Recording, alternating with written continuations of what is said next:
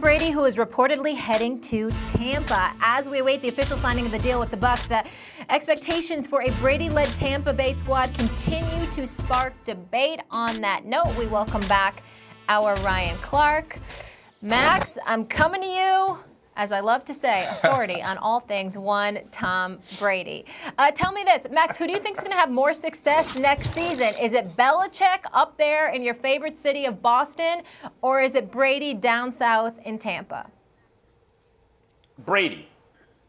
If you go by the metric that he has to take a team that's here and bring them here, Brady will have more success. However, the real answer will be Belichick. That's the actual answer who will have more success. Because what is everybody talking about right now? Right now, everyone's talking about Stephen A. Smith, foremost among them. Brady had nothing to work with in New England. He didn't have any weapons. Now, we all acknowledge he didn't have a great season. He didn't have any weapons, he didn't have a great season, but they won 12 games. What did the Bucs win last year? Bucs win a lot of games last year. So the Bucs' fortunes will rise because they're replacing a bad quarterback with a solid NFL quarterback who's good when it matters most, right? Their fortunes will rise. What's going to happen to the Patriots when you take the quarterback away still with no weapons? Where are the weapons? Well, my prediction is they're going to win at least as many games as the Bucs. In fact, I think they'll win more games than the Bucs. It's not lost on me that the one time Brady wasn't really available to Belichick, they didn't go to the playoffs, right? But they won 11 games with Matt Castle. 11 games. And let's not forget how often we enter the season, even in recent years, looking at the Patriots 5-6 years ago, going, this is the year they fall off. Look, they just don't have the talent. Now, you can say, well, Brady made everyone better around them. Of course he contributed to that when he was closer to his prime. But it's really Belichick, the GM, collecting the pieces, including on the defense, and the coach designing the offense and the defense to put all those pieces in the best position to win. If Mike Tomlin can win 8 games with the Steelers last year, I got to think Belichick's winning double digits this year. I'm not of that mindset. I'm going to roll with Brady because I think that the defense in Tampa, particularly the second half of the season, wasn't as awful as it appeared. I don't think that we can deny that. I think that Jameis Winston's 30 interceptions put that defense in a bad spot. That was why they were ranked 29th in points forfeited, but just 15th in yards allowed. I think that's a direct indictment against Jameis Winston and the position that he put that defense in on far too many occasions. Even though, to his credit, he did throw for 5,100 yards and he did throw for 33 touchdowns. So when we say he's bad, he was turnover prone, and definitely that's not a good thing. But it wasn't like he didn't do anything good.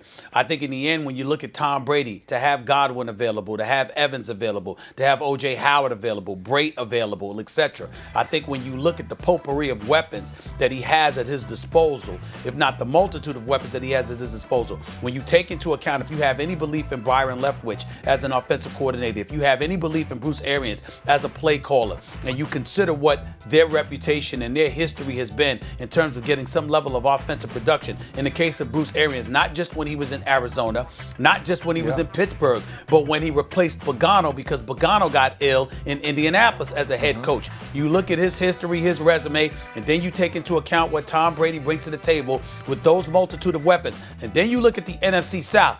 Atlanta is suspect. We've seen that last year, particularly defensively, albeit due to injuries for the most part. Carolina is definitely suspect with the overhaul that's taken place with them. And New Orleans is damn good. But look at the amount of points they gave up to Jameis Winston in Tampa last year. Look at the amount of points they gave up to Garoppolo in San Francisco. And you see those kind of things, and then you imagine what Tom Brady will be able to do with these weapons. It wouldn't surprise me at all if Tampa Bay ended up winning 11 games this upcoming season and New England won 10. Because even though Miami is still suspect, and don't get me started with Ryan Clark's boy, Mr. Gase, Adam Gase and the New York Jets. But the Buffalo Bills are still there. They're going to be better. And the New England Patriots are going to have one of the toughest schedules with a new quarterback. I definitely think it's plausible that Brady could end up having a better year than the Patriots. I think the Patriots' defense is going to be elite again. Offensively, they're going to be challenged. Well, listen, guys, I don't like the type of disrespect that Jameis Winston is getting right now. Max alluded to it on the show. When Jameis Winston walks into a stadium, he's the all-time quarterback. He's the quarterback for both teams because his play is going to keep both teams in the game simultaneously. If the Tampa Bay Buccaneers get up on you big, you know you can still win because Jameis might throw you the football. But if they are losing, you never know. He might go off. You say what? That ain't disrespectful. That's not disrespectful. I call him defensive player of the year. Hey, because when that man walks into a stadium, both teams know they have a chance because of him. He's the only quarterback in the league you can say that about. That was your quote. That's not disrespectful. That was your quote, This man could wear this man could wear 2 jerseys at one time. There's nobody else in the league that's doing that. His 30 for 30 is going to be the greatest 30 for 30 ever. 30 for 30, Jameis Winston, 30 for 30. Okay? So y'all don't give it away for free, Jameis. brother. I'm just saying, Ryan Clark. I got it, Ryan Clark. So in other words, even though you gave the ultimate haterade to him, the ultimate disrespect, because you also give the ultimate love to him, it balances out? Is that what you're saying? I love him and I love him and I can't stand him. He's offensive player of the year and the defensive player of the year. That's what you're saying? Absolutely. Hey, listen, I'm going to go with Stephen A here, though. I'm going to go with Stephen A and say that it's going to be Tom Brady. And I think it's because when you look at the weapons in Tampa, as Stephen A mentioned, he's going to put up yards. We looked at this team early on in the year, the New England Patriots, through their first 4 games, the Redskins, the Jets, the Miami Dolphins, and we were talking about this team going undefeated because at that time you thought they would have Josh Gordon. They added Antonio Brown for a game, and this offense was potent. Tom Brady was making sure he got the football to stars. Well, he has stars in Tampa Bay. What we also watched last year was this defense, as the year got long, as we got later on into the season, as we got into the first playoff game, they weren't as good. They weren't as dominant. They were feasting on bad quarterbacks, on bad teams. But when it got to the thick and to the heat of things, they lost games to teams that had better offensive players, which is why they weren't going to host throughout the playoffs, and they were second behind the Baltimore Ravens, or third behind the Ravens and the Chiefs. And so when you look at that, this team was actually declining toward the end of last season. And now you don't know who you will have at quarterback. They still don't have the weapons, and they've lost some pieces on defense already. And even though some of those people aren't household names, we know that's the way that the New England Patriots put themselves together to stop people. Tom Brady is going to win football games. They are going to score points. He's going to protect the ball. And one thing I'll say about the defensive numbers of the Tampa Bay Buccaneers, you looked at them, 29th in points, but 15 in yards given up. It also helps when sometimes you just don't have to play because the other team is scoring on defense. So we can't necessarily say that they're going to stop people at that rate, but I believe with protecting the ball, having a running game with Jones, Bruce Arians, and Byron Leftwich calling the plays, and you got to understand, Tom Brady's going to be a part of what they do. I think the Tampa Bay Buccaneers win more games than the New England Patriots, and Tom Brady is more successful doing his job than Bill Belichick will be.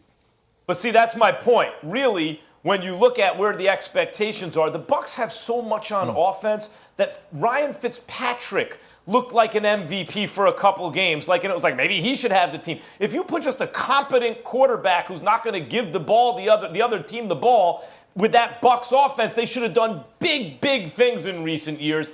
And Brady can be that guy, and people are acknowledging it. Just don't mess this up. And they may add more weapons, whereas Belichick, Brady made sure there would not be a backup quarterback.